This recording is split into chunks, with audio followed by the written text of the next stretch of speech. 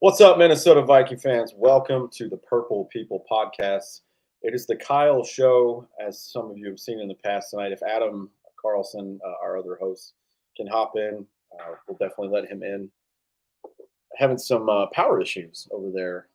I think he's in Michigan, so I hate that. I wish it could be all three of us, but me and Kyle West are here to talk about the Vikings' second preseason game. And yeah, man, let's get right into it. This is episode We 527. I synced it. I like it.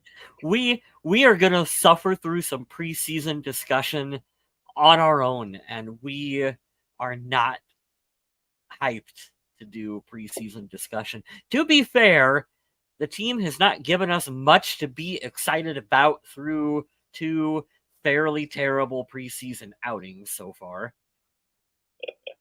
Well, the good news, and I'll start here, is Greg Joseph is where I want to start. He hasn't. There was another kicker brought in, Podlesny or whatever his name was. Yeah, Good fuck luck him. to you You know, wherever you you know, went. I don't care. Greg Joseph, famously doing background on him when he joined the Vikings. He was actually on the Tampa Bay. He has a Super Bowl ring with the Brady Buccaneers, and Yeah. he wasn't the kicker for them. He was the practice squad kicker, I believe. The Vikings scooped him up, and he's done a pretty good job here. He's missed some extra points here and there, but we're not everybody's going to be Justin Tucker, Adam Vinatieri, so not worried about that. But in preseason, especially in this game, he was a bat in 1,000. So I'm happy to say Greg Joseph looks fine, and through two games, it doesn't look any different. The man kicked like a 61-yard game-winning field goal on Christmas last year, so he was definitely in my good graces, Kyle's good graces, and he seems to be, in his niche. Hopefully, we don't have to talk about a kicker for a while, is what I'm getting at. But Greg Joseph was my first takeaway. Through the first half, I think he was the only points the Vikings scored. So 3 field goals. I'm happy to say that Greg Joseph looks the part. Thank God we don't have to worry about that. I really love having special teams taken care of. Greg Joseph, I'm comfortable with him. I feel like more often than not, he's gonna put points up on the board for the team. Of course, our punter, the big boy punter, Ryan Wright, fantastic. We're all three of us are big fans of him. I know we can include Adam in that. Adam's a Ryan Wright fan as well. Don't forget our all-pro long snapper. Yes. I could not name him, No. but he is a guy on the team that we don't ever have to talk about because he does his job. And I like that because, boy, howdy, did we have a stretch there for a while where we had just terrible kicking and punting and long snapping and all of it. That's why I feel a sigh of relief, man.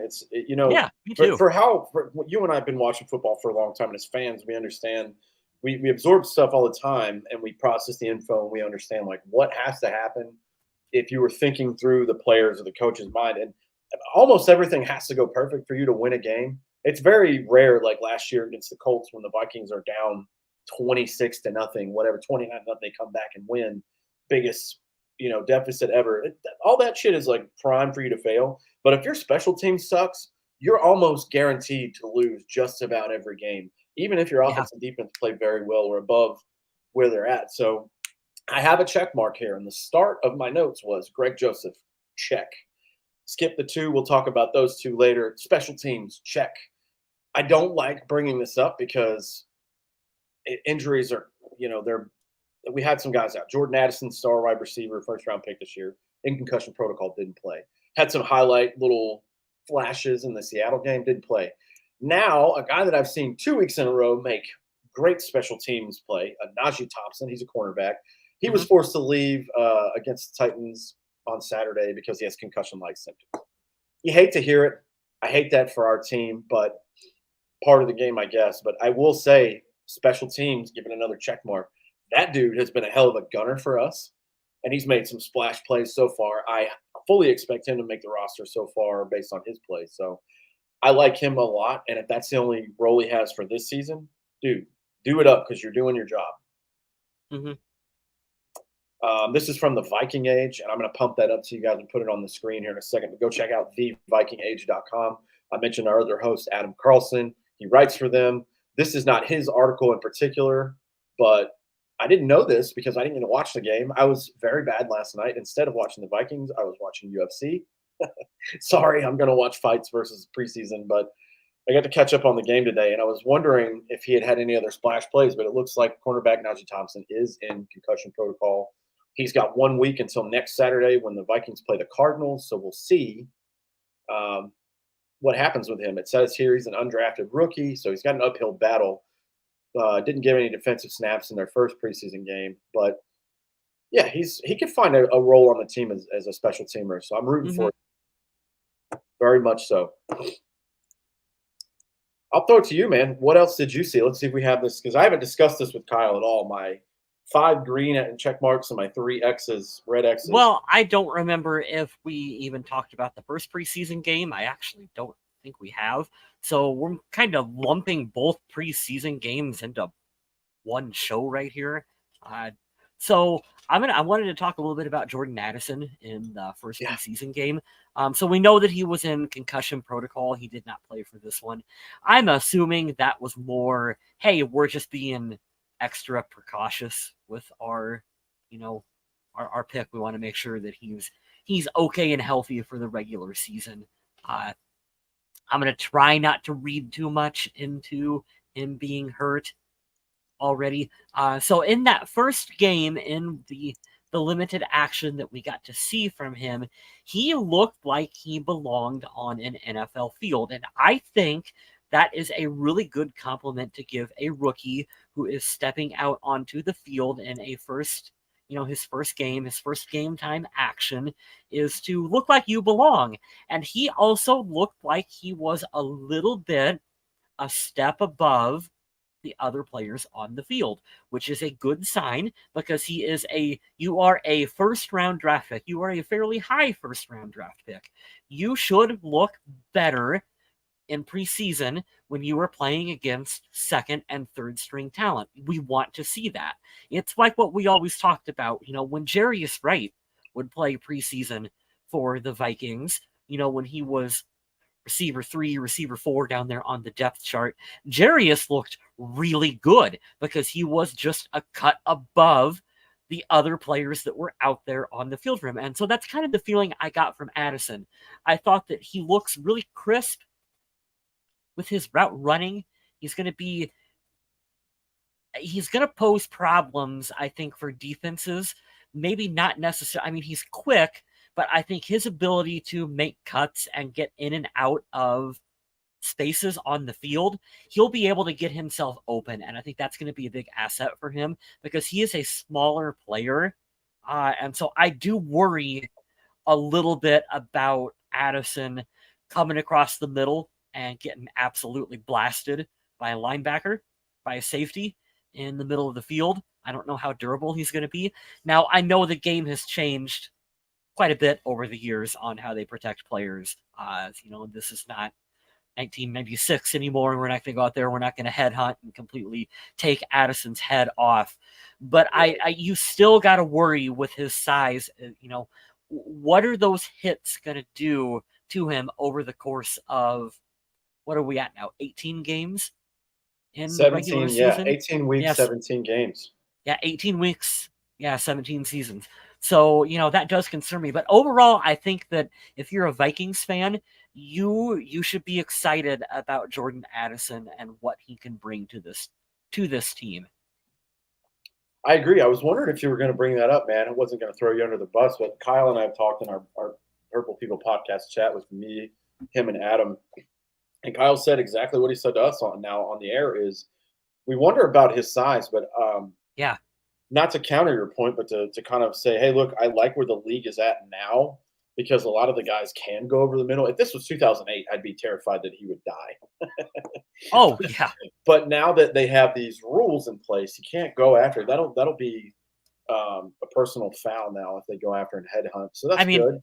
Could you imagine like Ray Lewis, Terrell Suggs, blasting Jordan Reed coming down and just ending this kid's career? I can't. I'm sorry, Jordan Addison would not survive that era of the NFL, but we're not in that era. Guys just be built different, man. And I'm not taking anything away from him. We are Jordan Addison fans. We're just saying, hey, We know what his size is. There's not really a huge receiver on this Vikings team outside of N'Keal Harry. So, you know, I understand where you're coming from with that. I agree with it. And I agree with you. He did look like probably the best offensive player we had, making plays. Now, I will say there's a 50-50 kind of a Joker, not Joker, a two-face thing for that. Sorry about my hiccup there on the character references. The negative side is, yeah, you're 23rd overall pick. You should look good. The negative side, going to the positive now, is he has Nick Mullins throwing him the ball. Now, I'm not going to take away from him because he's a monumental upgrade from Sean Mannion and Kellen Mond and whoever the hell else we had. But if Kirk Cousins is throwing him the ball, which is about to happen in like 3 weeks, he's going to be fine. He just has to do his job, and he'll be open. And that's the exciting part about this season alone. You know, we want to watch guys like Ivan Pace has been tearing it up in camp. I want to see Brian Asamoah's growth. I definitely want to see Lewis Cine on the field doing stuff. But I want to watch this offense because the dynamic of the outside of the quarterback, you've got Justin Jefferson, all-pro, best wide receiver in the league. TJ Hawkinson's top 3 or 4 tight end in the league. KJ Osborne, great number 2. And now you have the threat of JA. KJ, TJ, JJ, and JA. Say that a bunch of times fast. It's really weird. But all these guys, and it's a great part about them, they all have different body types and they all can do different things. And I want to see what the defenses choose to do because if Kevin O'Connell progresses as a head coach and Wes Phillips progresses as the coordinator and calling these plays, I mean, good luck. Good luck on your best. There's going to be a mismatch somewhere. And that's where I trust a guy like Kirk Cousins and Kevin O'Connell to maybe make that kind of a glaring thing. And it'll be fun to watch those adjustments because I feel like you could have more games than not. Like the first week, last year, Justin Jefferson just torches the Packers. It's like 150 yards at the half. And we're going to be like, well, whatever we're doing is not working. We're going to shift. Well, now we have an extra weapon versus what we had last year. Good luck. And I didn't even bring up the running backs. Like I think Alexander Madison, is more than capable of doing what we need him to do. I don't need him to be Derrick Henry. So, well, we better hope so because that's a good segue into Ty Chandler has been kind of a disappointment in preseason so far, and so have the rest of the running backs. Like there hasn't been much. I won't call him a disappointment, but I'll say it's been meh and it's been average at best. And to their credit, one of the X's that I have, the very first red X I have here for. I know where you're going to go with this. Go ahead, say it for me. See if we got the same thing. Oliudo. The interior O-line. The interior, the guards and the center play, they're not very good to start as the starters. They're okay. But the depth on this team sucks. I'm telling you now, and I'm going to go on a rant, this team has to figure out guard and center. Now, you don't have to get all 3. They figured out the tackles for at least another 5 years, I believe. But the center of the O-line, they need to hit on 2 out of 3 of those if you want to be really elite. And right now, the best player we have on the interior is Garrett Bradbury. I like Garrett Bradbury. I have no problems with him. But I don't like him enough to be like he's the best part of the interior of the offensive line. No, and I don't want that to be the standard. Right. No, I'm with you, man. I don't want that to be the part. I think there are greater players, but man, I'm telling you, like I've seen it on the national radio shows too. There's just not a lot of free agent. Like Dalton Risner came to work out. Everybody and their mother's been adding J.C. Treader, like, hey, come join the Vikings. They haven't signed these guys. I think they're injured or they're probably like too much of a risk, and I doubt they're going to get signed. There's not a lot of help out there, so you have to nail it in the draft, or you have to bite the bullet and give us some picks or players and go trade for somebody. So I think going forward, and I've said it on the show a million times, I'll say it again, they need to be in the sweepstakes next year for Drake May. Or if they're going to bite the bullet, get a bridge quarterback, a Baker Mayfield type for a year or some shit, and go after Arch Manning in 2 years, you better start building the line now, i.e. the 2024 draft or whatever, because the last thing I want to see happen, and this is a snowball effect, stay with me, everybody. Mm-hmm. You have a shit O-line in the interior. You get a rookie quarterback running for his life. Well, he can't throw the ball accurately to who? Justin Jefferson. The line is going to dictate whether Justin Jefferson stays, ultimately, because I need the quarterback to stay up off of his ass. So I'm done with my long tangent there. But yeah, first X right there, the interior line. Kyle mentioned it. Oli Udoh, he said it in the chat. I'll steal your words, man. He's like, why is he still on the team? What Yeah, does he do? I don't know. And I'm sorry, but I disagree with Adam when he's like, he's depth. He's the best we have. If Oli Udoh is the best fucking depth you have, Yeah, do better. I mean, they he would have be to. hard, dude. He would be hard pressed to be a starting offensive lineman in the XFL. I believe he is that bad. I don't know why he is still employed by the Vikings. I don't And think it's that they can actually get anyone better, like off the street or somebody else. They're gonna have to trade, like I said. So I think we're kind of stuck with them, but they have to figure that out at some point. And the thing that I don't like so far about this management is they're doing the value thing everywhere, most of the places, yeah, outside of like Byron Murphy or Marcus Davenport. Like they paid for those guys, and I'm happy they're on the team. But you got to take a swing and you got to pay for some premium positions. yep. You're going to protect the quarterback, which I'm assuming you guys know it too. We think this is Kirk's last year of the Viking. He's going to be, what, 35 or 36? His birthday's this weekend. Shout out Kirk Cousins. Happy birthday. Happy We birthday, love him. But I don't think he's going to be on the team next year. They didn't re-up with him. So unless he takes him to the Super Bowl or the NFC Championship game. I'm still in camp, and I'm not saying it's right. I'm not saying it's wrong. I'm still in camp.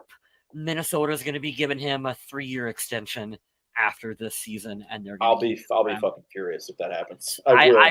Dude, I really think that's what's going to happen. Because I know, and I think you're probably like what you're saying. There's a large chunk of the pie. Like I'm thinking, like 30 to 40% of it. That might actually be what happens, and it makes me pissed. Because there is no obvious transition away from Kirk, and we know how important the quarterback position is. Is the GM going to want to gamble on Nick Mullins? Drake May. That's what I'm telling you. And what I've said, I'm gonna pound this every fucking episode until the draft. They have to. The whole formula of a GM and a coach, when they take over a team where a coach and a GM get fired, like Zimmer and Spielman, they need to make their stamping. They need to go after a quarterback. If you're lucky and the owners like you and it's extended circumstances, you can whiff on one and go get another. Like Arizona, they've played hot potato with GM and coach forever. They went after Josh Rosen one year. They went after Kyler Murray the very next. If you know somebody's better, go get him. But the Vikings never in their history go up and get a quarterback 1 or 2 overall. Next year is the time to do it. There is elite talent there. And I hope I'm wrong. I hope they break that mold and they do exactly what you said, and we'll trade what needs to be traded in terms of draft picks, and we will go up and we will get our future franchise quarterback. Having been a Vikings fan for as long as I am, history tells me that this team is not going to be bad enough to be in a top 10 conversation pick to go after one of the elite quarterbacks. And what are we going to be doing? We're going to be sitting in Christian Ponder, Teddy Bridgewater territory. And I like Teddy, but you can lump him in this conversation too, where you're drafting guys further ahead in the draft than what they need to be because you're reaching for a quarterback to fill a need. And I feel like that's what the Vikings are going to ultimately end up doing. I still say just keep Kirk around for another 3 years and come up with an actual way to transition away from him. It wouldn't be the worst thing in the world because as much as I'm saying I'd be mad, I understand that he's probably the best option, especially for like immediate success, right? Yeah. Kirk's not going to have a season where he throws more interceptions and touchdowns. That's never going to be close. And I do think he is more valuable than what the public's opinion on him is, and their lazy takes of, well, he's not clutch, blah blah blah. Like that's been laid to rest as far as I'm concerned. But I mean, it's just for me, and here it is, and I'll bring the mic closer to say it. You're being safe, and you're being a pussy when you keep signing him. I know. Take a splash and go after him. And you're right, Kyle. You're exactly right. This is why I love doing shows with you. We're not going to be bad enough to be like pick number 8 or 7. This team's too talented. This coaching staff's too good. Brian Flores is too fucking good to allow the defense to be the Ed Donna shell defense we had, right? Yeah. But because we're going to pick between 17 and 25, the capital you're going to have to get up to go up there is going to be massive. And this GM's track record is I'm cheap and I'm not doing that. So Yeah. the more you say it out loud, the more it So- makes sense, and the more mad that I get thinking about it. Here is the thing that the Vikings would need to do if we're moving on from Kirk. And they would have to wink and nudge the fan base a little bit to be like, hey, we're basically tanking, and that's going to be hard on like Justin Jefferson. But Yeah. you would have to get rid of Kirk. And who's the other quarterback that we just drafted? Jaren Hall. Okay, we're going to keep Jaren Hall, and we're going to bring in like a Davis Mills in free agency, who's not good, but he's got starting NFL experience, and we're Bring in just Jameis Winston for a year. Fuck it. Yeah, not even that.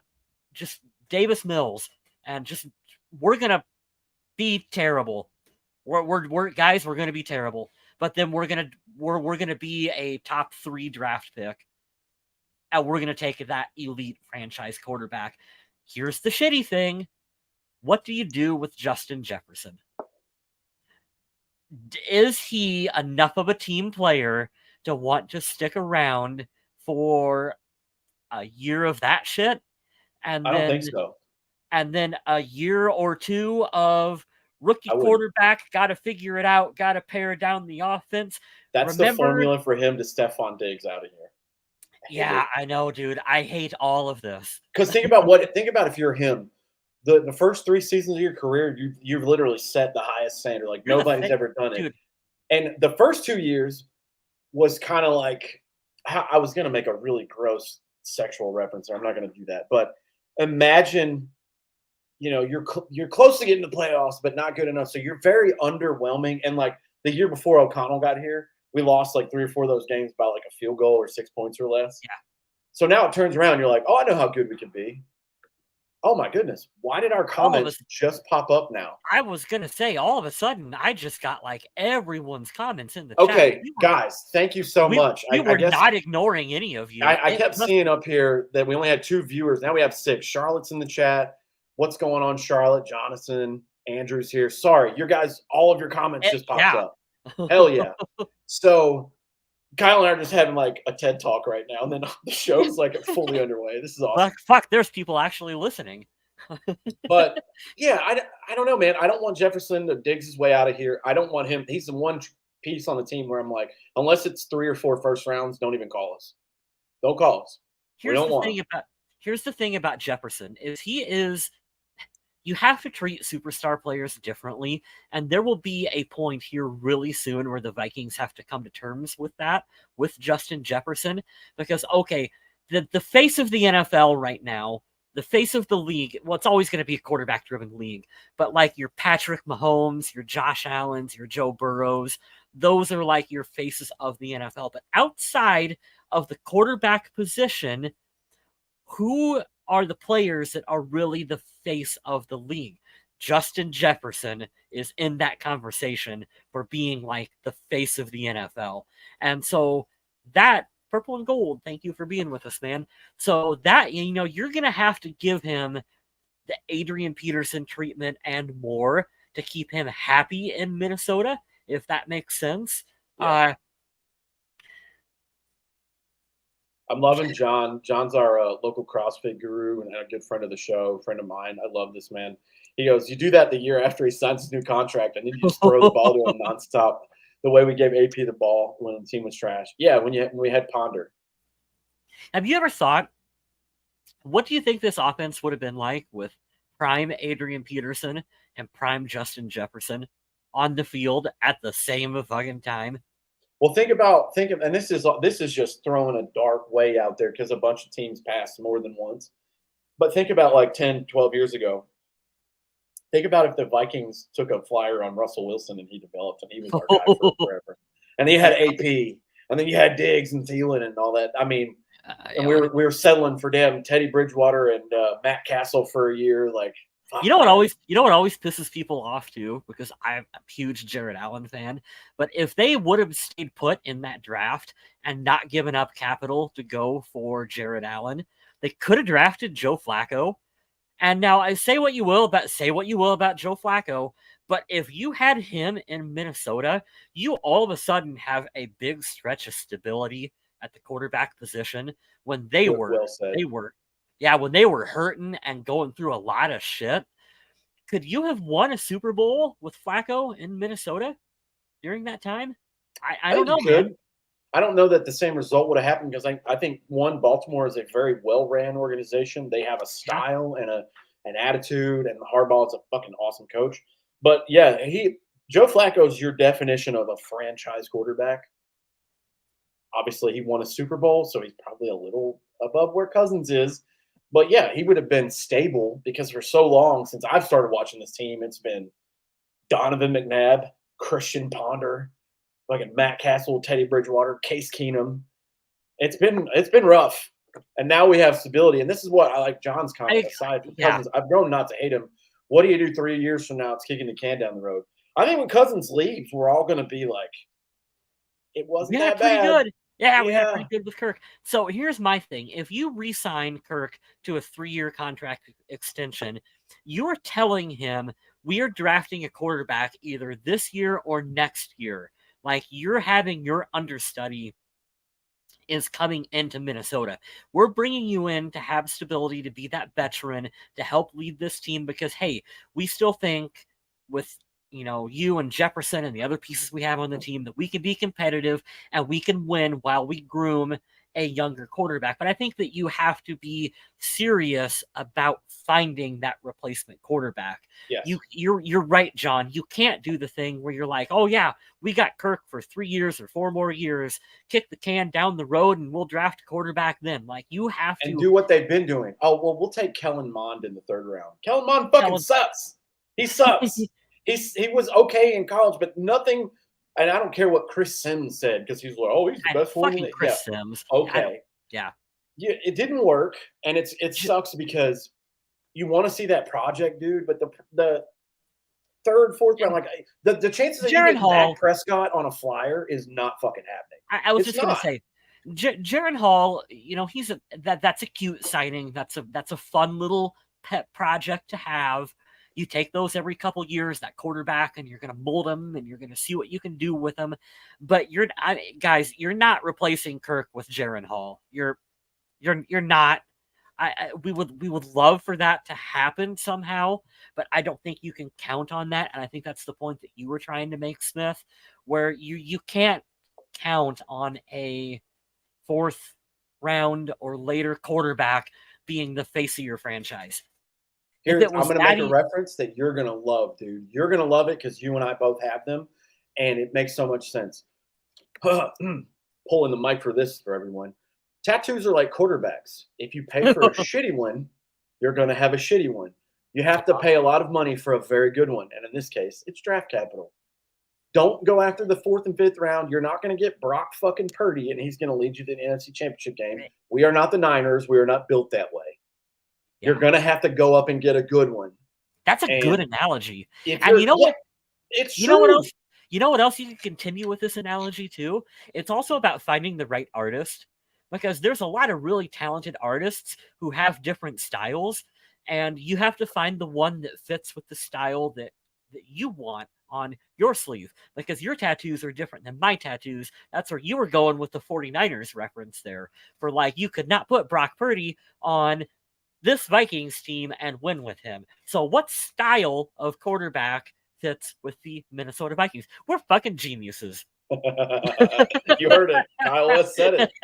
Let's go into a different, because we'll talk about the game some more, but I just want to bullshit about football because it's so interesting. I'm in a lot of these Facebook groups and people just get in there like, social media is hilarious. That's your first problem. It's hilarious, man. People got opinions and they all think they're right. Everybody's correct on there. It's like going to prison and asking everybody what happened. Like, I didn't do it. I'm innocent. Everybody's innocent in jail, Yeah. So not a guilty person in there. not at all, right?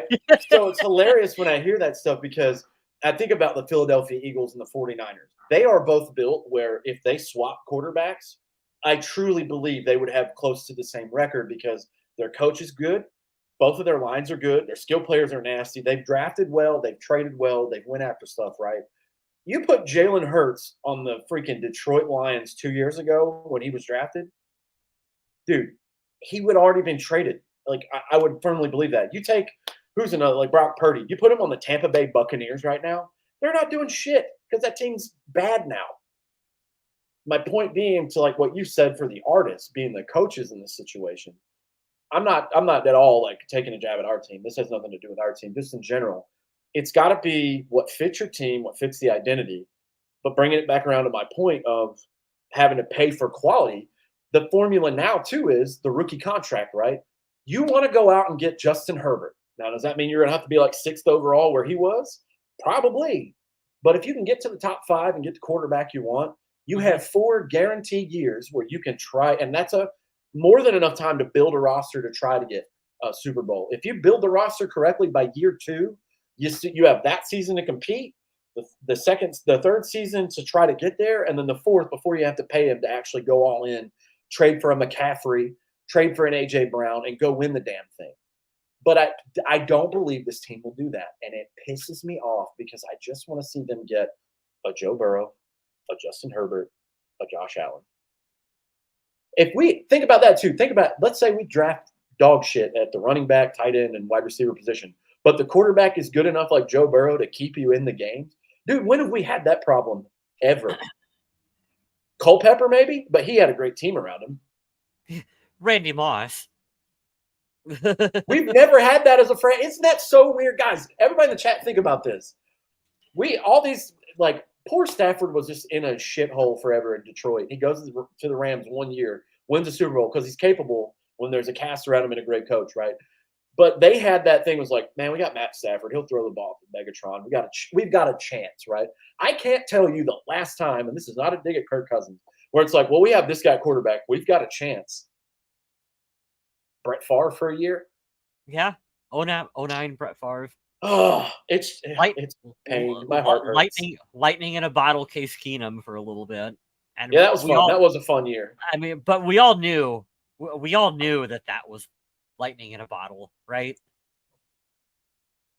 Yeah, Caleb Williams is great. I don't assume that Arizona was probably going to be the worst team in the league or going to give that up because I think if Kyler sucks, they'll go get him and they'll tell him to fuck off.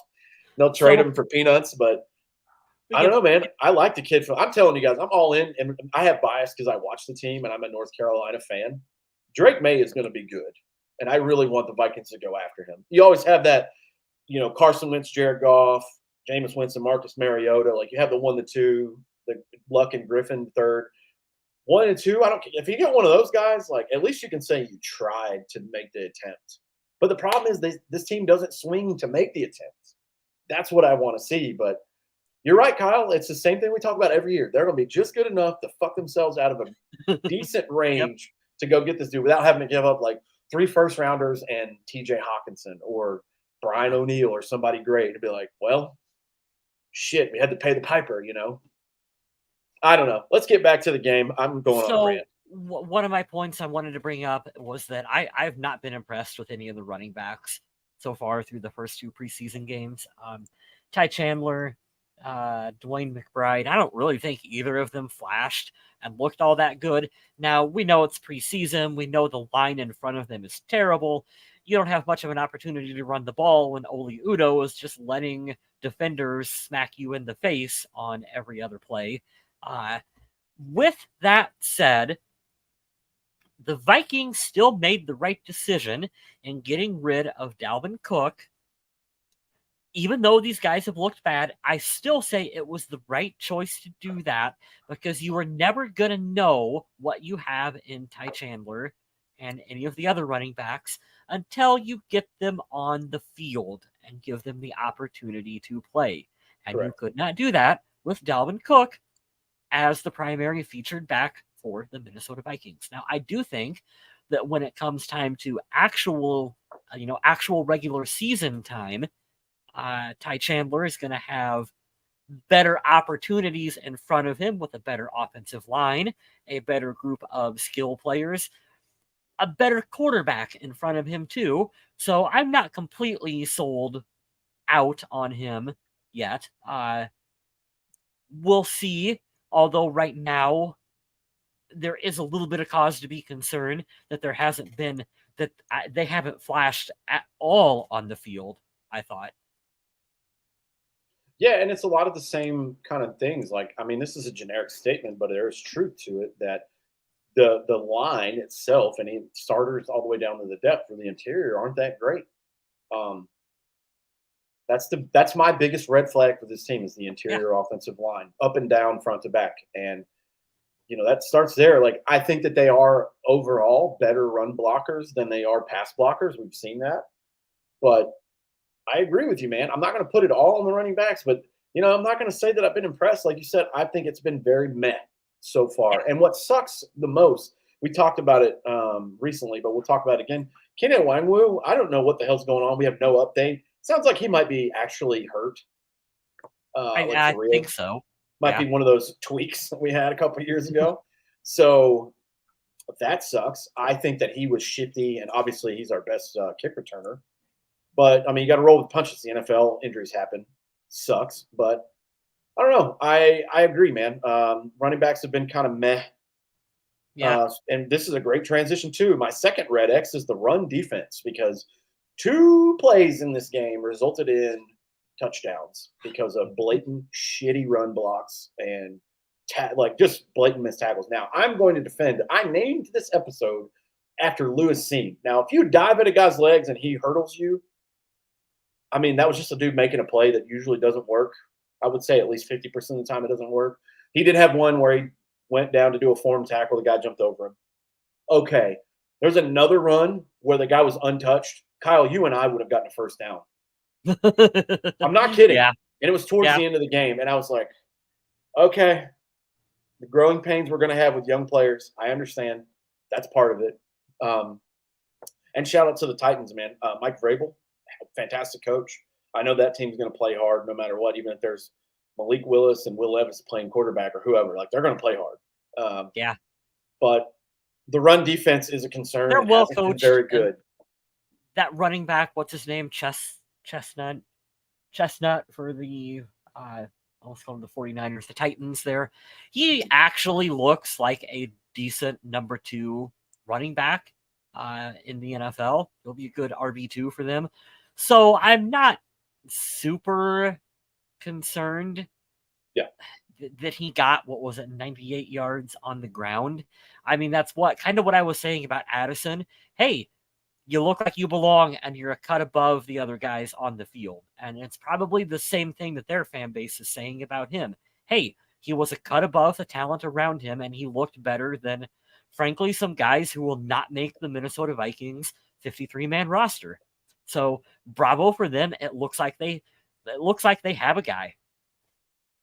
Yeah, that's what you're totally right. I'm not going to beat a dead horse on that. That is what your depth wants. So you want it to look like twos versus twos. Who's the guy that's going to shine? They shined in that particular position group. I'll tell you, for us, who I know if the throws were a little better, if there wasn't as much pressure, Brandon Powell's going to make this team. I firmly believe that. Yeah. What a great little pickup that was. I think he was an LA Ram. That he has ties to Kevin O'Connell. He's going to make the team. I think that's the strongest position group we have on the team is wide receiver. Wide receiver. Yeah, 100%. Tight end looks pretty good too. Hey, that's a great segue too. Nick Muse looked great in the first game against the Seahawks, and I think his name's Ben Sims. He had a beautiful pass on a little. I think it was like a 7 route to the outside. Beautiful throw by Nick Mullins. Good read on the defense. Tight end looks pretty good too. And you're not talking about Johnny Munt, who comes in like every 4 games and has a touchdown, has a big play, third down. And then, of course, we have the man, the Viking logo himself, the living, breathing Norseman, TJ Hawkinson. So, yeah, you're right, man. I think that's 1A and 1B. The best position groups we have are wide receiver and tight end. So that's a good thing. It's always good to have good skill players. I didn't have them down, but I'm glad we brought that up. We said special teams. Let's talk about defense, man. I've got 3 check marks in my green, like, attaboys. Troy Dye and Ivan Pace. Let's go, man. Troy Dye with a sweet interception yesterday. I'm glad he had a splash play. Seen him on the roster for a few years. I'm glad that he's, we're talking about him in not a negative way, which is nice. Ivan Pace is running around the field. I heard a lot of stuff on other Vikings shows and then through the Vikings actual media network. Dude, Ivan Pace might start. Holy shit, he might start next to Jordan Hicks. That I is know. insane. He will be the new Adam Thielen of the defense for being the undrafted guy. But I want to give a shout out again. We said it last time. I'll say it again. If you didn't know his story, and I'm not going to say that I'm a savant of his, but you look his stuff up. I mean, he was like the highest rated linebacker. Now, he did play at a different skill level, like, whatever division in college football he was in. But he was a stud wherever he was at. He was like ranked at the top. And the fact that the Vikings didn't even have to draft him, they just, UDFA, pay him a little bit.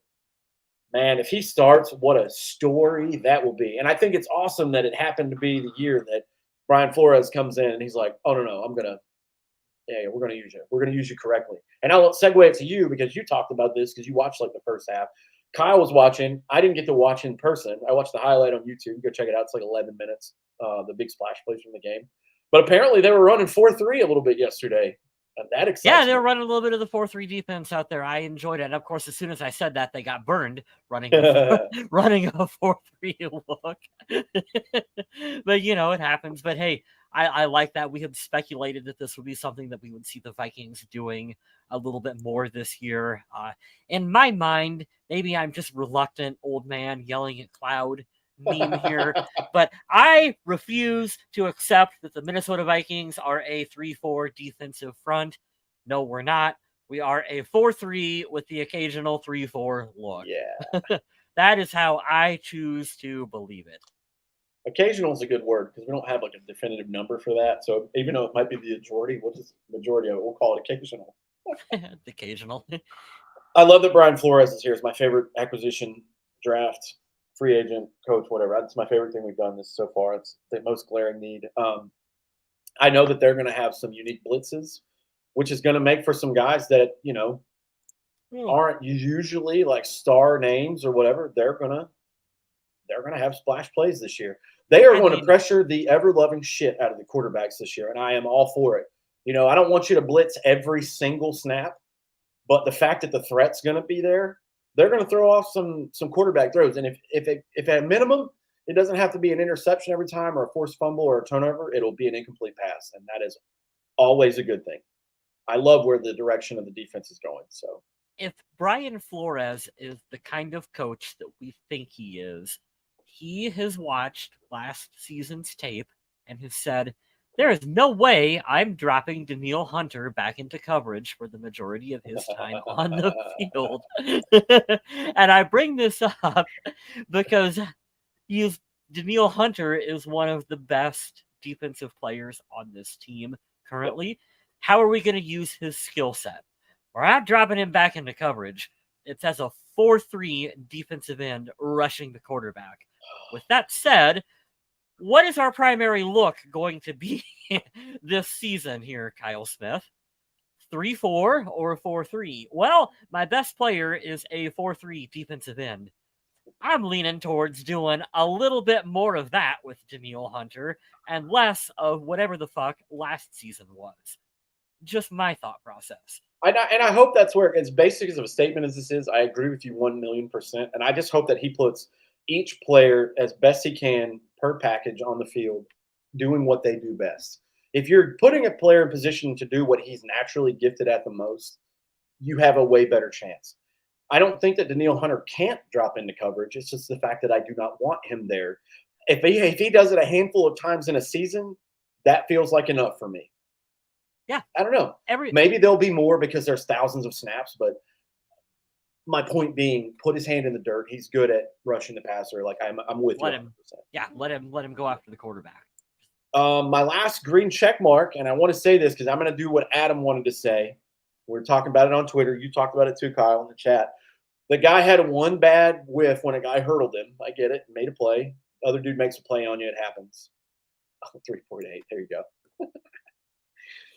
Andrew, we love you, man. His comments are gold. Lewis Singh did fine. He had a great tackle on Malik Willis yesterday. I mean, form held him up at the goal line, which ended up being a pass breakup to my other guy I wanted to give a shout-out, Jawan Williams, the guy we got from the Pats. Mm-hmm. The next play could have been a touchdown. He had a pass breakup. The momentum runs there, and these are players that I want to see making plays. Like Jawan Williams being on the team, love that you're here, bro. Love that. Make a play. He made a play yesterday. Cool.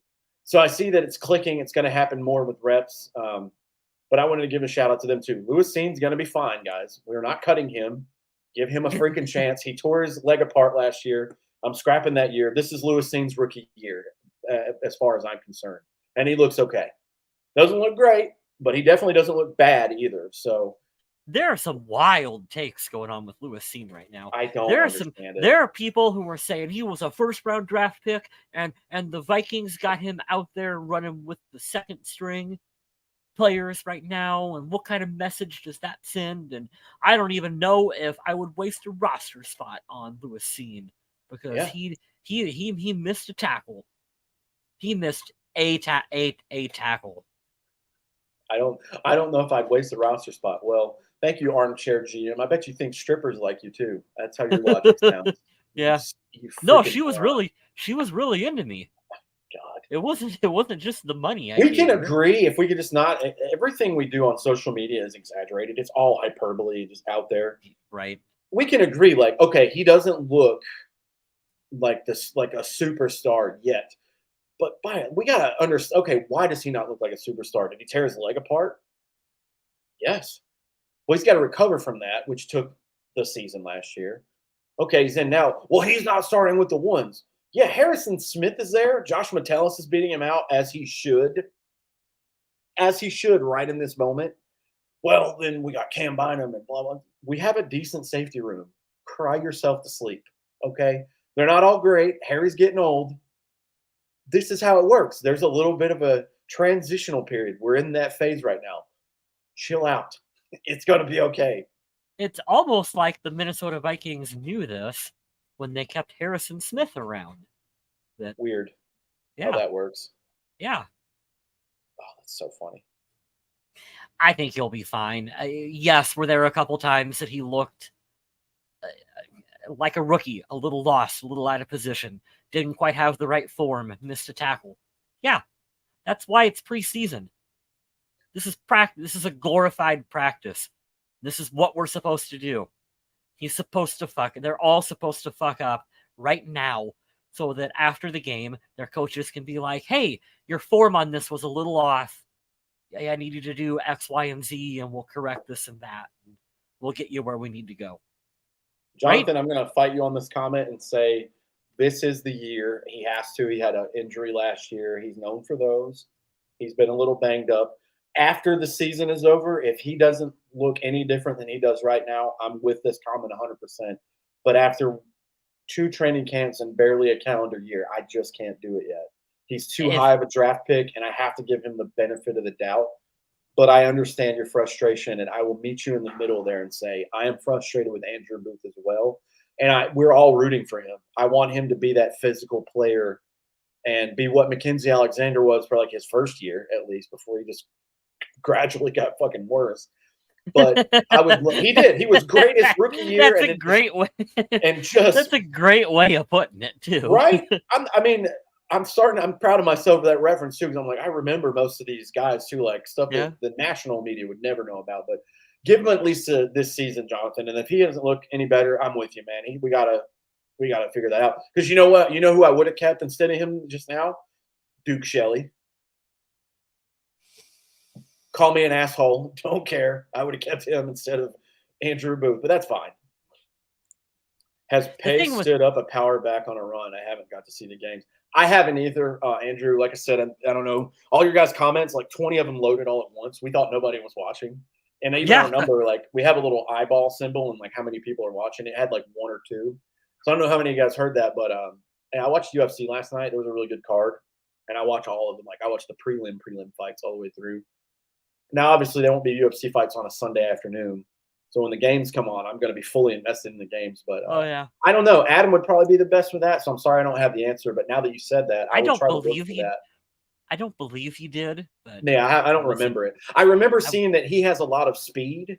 And in the first game against the Seahawks, I do remember he had a hiccup here or there as to be expected. But from everything I've heard from that game and then going forward, like, dude, he might be competing for a starting job, man. He gets it, and he's so fast, which I love. I love a good, sideline to sideline linebacker, which is awesome. I don't want to write Andrew Booth off yet, Jonathan, but I feel you because I got the vibes from him that he's never going to stay healthy and he's going to get penalized up and down the field because his style of play just doesn't seem to translate that well into the NFL. He wants to go for those big hits, and the big hits always seem to be a little too high or a little too low or a little too late or something with him. I tell you what, if he gets injured and misses another stretch of this season, I tell you what I'm not doing. I am not doing the Herb Smith shit where we're sitting here going, where you just say for 3 years in a row, this is going to be the year. oh, this is going to be the year. No, it's not. I hope he has a great season. He's in a damn good roster with Cincinnati. And Herb, you ever heard us on the show, man? We were a fan of you forever, but the injury bug is what it is. I mean, that's he he knows. Yet? He knew the day that they were signing TJ Hawkinson. He's like, shit, my days in here are numbered. But yeah, I wish you well, but you can't. You're right, Kyle. You can't do that with people because they're taking a roster spot. Can we make like a graphic number of days since Herb Smith has been injured? Oh, and fuck. Just like so and just like when it finally happens, we can reset it. Oh, that's like Jonathan would know. Like we had it on the Army and the Air Force bases, days since the last DUI or arrest. And then it's just funny. It'll get into the 90s or whatever, and you'll come back from a weekend and it starts back at 0. Oh, I like this comment, John. You're right. I'm excited to see Pate, Cine't, and Booth. I think potentially next year defense could be pretty good, and it starts with those 3 exploding, akin to Asamoah last year. That's a fantastic comment. Great. I agree with all of it. If we can just see strides, I don't need them to turn into, the Fred Warners of the league or the Derwin James of the league. I just need them to show that they understand the game and they make a play here and there. I appreciate that. Yo, I got to say, hey, man, our boys from Purple and Gold for Days are here in the Purple Pocket podcast. I can't tell you enough. I've been waiting on this for this show because I've been doing this show with these fellas for about 10 years. The season before Zimmer got hired is when I started. But I love this shit right here when other podcasts jump on. And, yeah, both Triple P, I got to show love. Hey, thank you so much. We love it, man. And we're here to, like, spread the love in the community because I know too much of Vikings Twitter and too much of Vikings online. Like, they bicker with each other or they have their nose up like my takes are better. Like, dude, we don't know what the fuck we're doing. We're just talking ball. We're just fans. We're just bullshitting. So we appreciate we appreciate y'all, and like I'll give you the shout out now, like I did for Justin. Purple and Gold for Days. I advocate for them. I've been on the show a couple times. I'm always on Twitter Spaces with him and our buddy Mike. Go follow them. Go follow the Purple Pocket podcast. Appreciate you for just chiming in and listening, man, because we're just over here BSing and we're just here to bullshit Vikings football, and that's what we've always done. We've never pretended that we're insiders. I don't know a guy who knows a guy who knows a janitor that works at the Vikings that was like, oh, I seen on the whiteboard that this is what they're going to be doing, right, so that I can get on Twitter or X or whatever they call it now and be like, breaking news, the Vikings are going to be blah, blah, blah. Like, no, that's not what we do. We share our opinions. We are wrong. We're idiots. We're stupid. But we thank you all for listening because we enjoy it. I want to bring this up, man. He said, man, I'm king bullshit. Hey, welcome to the club, bro. Welcome to the club. I want to bring this up because I have a point that I don't want to talk about, but we have to like acknowledge what it is. And I'll start it with Quessy. He's doing the value thing right now. I'm sure he'll make a splash signing or adjustment at some point. But we brought in Byron Murphy, right? He's been excellent. He looks great in joint practices. He looks great on Justin Jefferson. Justin Jefferson's an alien. But this dude has a little bit of an injury history. And if that dude goes down, this secondary is in some deep shit. So when we're talking about getting rid of Booth, I don't need him to start if Byron Murphy goes down for 2 weeks. But if he needs to come in for a series, I need all the bodies I can have. And I don't know who outside of him is cornerback two besides Caleb Evans. And he's got some injury history too. So – yeah, I'm saying again, corner again next year for the third. Third year in a row. We got to do that. For forever, for however many, for eternity, we'll be drafting corners in the first round. Do you want a bullshit hot take? Oh, here we go. Let's do it. Kind of floating around up in here. I mentioned it in our private chat, and you didn't even entertain the notion. So I'm like, oh, I know I'm on some bullshit. I know I'm on some bullshit right now with this one. How short, realistically, of a leash should the Vikings be keeping on Quessy right now? Because I'm just saying, man, that like if these draft picks don't start panning out. Now, I think Addison is going to be fine. But if some of these draft picks and some of these free agent acquisitions don't pan out, there's a conversation to be had. I think he signed a 4-year contract with Minnesota. Are you keeping him past 4 years? Is it fair to be thinking this already? Because in the back of my noggin, this is already floating around a little bit to be like, I wonder. All right, so let's go through it. Let's go through it, man. I'm going to get these picks up here because I have the ones from this year. All right. So we have Jordan Addison. Great pick. I think he's going to be fine. Second pick, Mekhi Blackman, teammate of his from UFC. Yeah. I don't hate that. I think he's going to be a good corner. He's going to be a great depth piece. Now, this is the one that everybody was like, what the fuck are we doing? But this is the first year. Jay Ward, the cornerback / safety.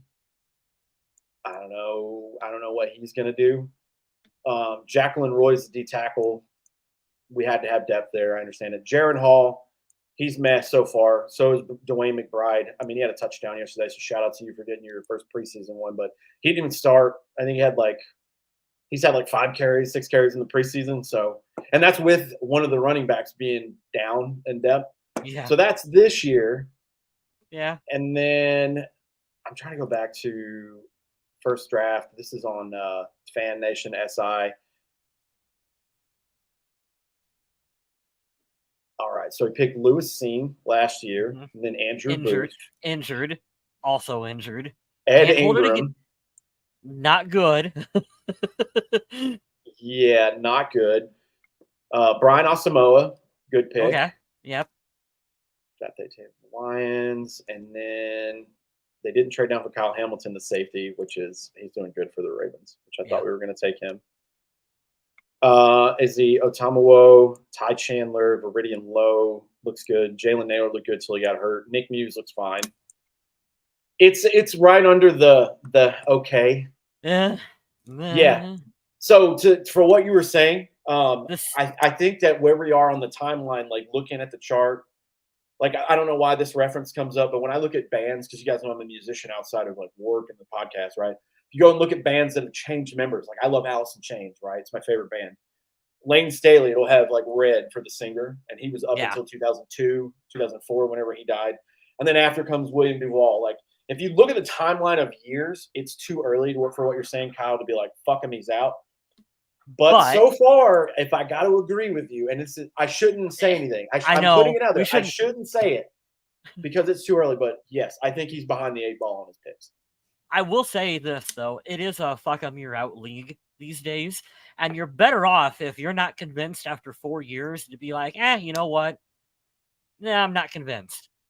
I think I know why they did it, though, because I know that he and Kevin O'Connell, like their energy and the way they talk to players and they interact, they vibe so well. So I know that they get along, which, let's be honest, let's go back to it. Like when your GM and your coach don't fucking talk to each other and the coach hates the quarterback, like, okay, we got to get rid of this guy. Maybe I see why they went the opposite direction. Maybe in 4 years you hire Mike Zimmer, general manager. He did it right as I took a hit. Dude, I don't think Mike Zimmer will come back to the state of Minnesota unless he lives there. I'm sure he's like, fuck that franchise, I'm out. Like, I could definitely see him being that way. And I don't take that lightly because I love Mike Zimmer. I know. I mean, he's one of the cases like Marvin Lewis, man. He's like, I get y'all to the playoffs. He could have lost every damn game last year, and he still would have ended with a 500 record as a coach. So I have to defend my guy. I know he was a dick and he was old school, but he kind of got. He said maybe we'll bring Mike Zimmer back in a role. Yeah, he can do telework, and we mute him the whole time so the players don't get pissed off. You just type out what you think, and we'll blur out all the curse words you type. He said, "Bring Mike Zimmer back." Oh God, I love you. That's so general manager Mike Zimmer. Can you imagine what his draft class would look like? Yeah, it would be 7 defensive players, and then a running back in the 7th round. You control the whole thing. 7 corners. Yeah, the best damn defense in the league, and we'll have Oh no! We'll have the best defense in the league, and you just have like you said, Davis Mills at quarterback, and he still won't name him the starter. They still won't It be named really the would starter be. with 7 games in the Oh my season. God, Mike Zimmer really would love Davis Mills. He Fucking would. He would love him. That would be his guy. He would be Davis Mills because he's a Mike Zimmer guy. That's such a Oh good man, fit. Holy shit. Jonathan, man, longtime listener and faithful every week here. Vikings are stuck in the middle. Never great, never terrible. Just the drafts are hard. Never bad enough to get a top pick. Never good enough to get back. And yeah, Minnesota mediocrity. We've said it here. We said it with Justin on Purple and Gold for days. Like Minnesota mediocrity, man. It's right in the middle. And here's you want a sad graphic? I'm going to read it to you because yeah, we need to put that on. We should sell that on your store, dude. Yeah. Where's this thing at? I just saved it and sent it to you guys like a day ago. Here it is. Best winning percentages among the National Football Conference, the NFC, since 1970. Top 10 teams. And I'll start from the bottom. And you find the one outlier here, and I'm not going to tell you what it is, but you already know. Best winning percentages in the NFC since 1970. Number 10, a tie between the Giants and the Saints. Number 9, the Bears. The Rams at 8. Washington football team at 7. Seahawks at 6, Eagles at 5, Packers at 4, 49ers at 3, the Vikings at 2, and the Cowboys at number 1. All of those teams on that list but one have a championship under their belt. Can you guess who the one team was? Shoot me in the fucking head. Oh, pain, suffering. Existence is futile. I hate it. It's fun times. I love to tell everyone that life sucks being a fan of this team. It does. Just one before I die, as Justin would say on his show. One before I die. Make it quick. Make it sooner than later. But yeah, the Vikings 0-2 in the preseason. I'm not too concerned with it. I just want to make sure nobody gets injured. So far, not many players have gotten banged up. We know James Lynch was out with an ACL. That was in practice. So nobody's had like a catastrophic injury so far. So knock on wood, we're going to keep it that way. They play the Cardinals next in their final preseason game coming up a week from today. And then September 10th will be the first game coming. So, the season is upon us. I do want to give a shout out before we start wrapping things up here. I'm reading an article from our own Adam Carlson. Shout out to you, buddy. Sorry you couldn't get to you tonight because of power and technical issues, but he had an article that came out at 5 a.m. this morning. Vikings versus Titans, top 5 takeaways. And I got to tell you, we had some similar notes, and I didn't read this until the show started. So please, if you would, go out and support Adam Carlson here at Viking Zombie and go to thevikingage.com. Look up his articles. Every time you click on an article that he wrote, his numbers go up. He gets paid more, and you're going to pay his bills by simply browsing the internet, which I know we all do all the time, every day. What is this internet that you speak of? It is the downfall of the human society as we know it, and we're glad that you have a front row seat for it. It's going to be a lot of fun when everything goes up in flames. You can live tweet the flames now. That's a good one. Yeah. Yeah, shout out to Adam. He's usually with us, but yeah, like I said, he's having some difficulties tonight, so he'll be back next week. Kyle West, if you're on Twitter or... Hey, there's me on Twitter. You can follow me. No more Instagram, which makes me sad, but... Don't like the Instagram. Not a fan. You can follow Kyle here. Stalk him. I advocate for the league. Stalk him. Tell him what he's wearing from afar. Don't tell him where you're at. Just kidding. Don't do that. That's illegal. You can buy Purple People Podcast merch at this link here on the screen. KyleWest84.pickfair, PICFAIR.com. You can also get his photography work. Kyle is a phenomenal photographer. Yeah, thank you. Great scenery around his area in Iowa where he's at. So I know the fall is going to produce some more great shots for you and your location. So I'm excited to see Gonna give her the old college effort. Speaking, spooky season's upon us, man. It's the middle of August, and it'll be hot for another month, and then it's going to start to cool off. The leaves are going to change, and I'm ready for it. I'm here. I'm tired of sweating when I walk outside. Yes. This is my handle. I said it before. I'll say it again. I'm in South Carolina right now. I've been moving like a nomad for as long as I've been on the show. I'm moving to be with my son this coming week, and I'm excited to be in Richmond, Virginia. If you are in the area, please let me know. Thanks to Twitter and some of the fine people in the spaces. My friend Mike Cassiano hosts. I have 2 friends on there that I'm going to actually get to see Viking game with. So go watch them at a bar somewhere, whatever. But you can follow me here on Instagram, Twitter, all that fun shit. NC Dog Dude. If you guys have any 110 in Dallas, dude, that's rough. Oh man, thank you guys. Thank you for staying, Justin. Wrap over here with Purple People Pocket Podcast. Like and subscribe to those guys and to us. That's it for the show. Pretty, I don't want to say uninteresting, but pretty average to below average preseason game. It's fine. We're going to be fine. I'm glad that they have went in this direction and saved the starters. I would hate to have to wake up or watch live watching a player get injured. So we'll see. Just gearing up for that Tampa Bay game, man. That's a good matchup for us. Yeah. It's a good way to start the season. So I don't take any NFL team lightly, especially the first week. Anything can happen. But we'll keep you updated. Unlike our counterparts here in the show, like I know Justin over Purple and Gold for Days does a lot of shows. We do them right after the games. We try to do one a week so we can extend these out at least an hour or so. But we appreciate y'all, man. We're going to recap the Cardinals Vikings final preseason game next week. We'll do that again. And just give shout outs here. John Young, Jonathan, Andrew, Rap from Purple Pocket Podcast. Andrew, love you guys. And of course, Charlotte is always the first one in the chat here, keeping us accountable. We appreciate y'all. Throw it up on the screen. Hit that notification bell. You'll get a notification in the YouTube app when we go live, and you can jump in here. And we put every comment up. So if you want to talk your shit or you just want to ask questions or just be here, we'll be here to answer your stuff. But that's about it, man. Kyle, you got anything else for everyone? Nope, that'll do. We went an hour and 7 minutes, and I don't know how or what we talked about. So that's cool. No, we appreciate you guys. And as Adam Carlson would say, you guys stay safe. We'll see you in a couple days. We'll do another show after this 3rd preseason game. And stay classy, Minnesota.